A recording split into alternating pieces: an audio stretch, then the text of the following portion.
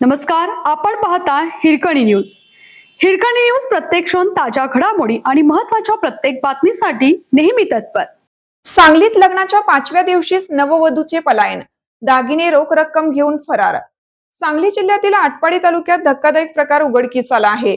लग्नानंतर अवघ्या 5व्या दिवशी नववधूने दागिने, मोबाईल आणि रोख रक्कम घेऊन पलायन केल्याची घटना घडली असून या प्रकरणी नववधूसह मध्यस्थाला अटक करण्यात आली आहे.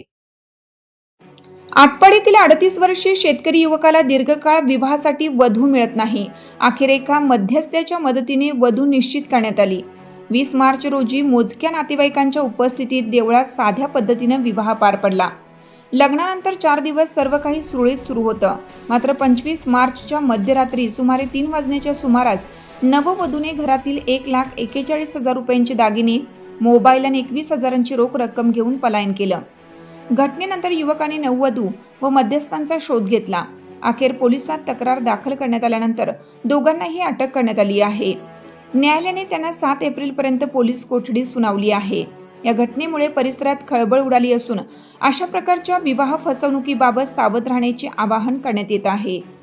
आपल्या हिरकणी न्यूज चॅनलला लाईक करा, शेअर करा आणि सबस्क्राईब करायला विसरू नका आणि रहा अपडेट.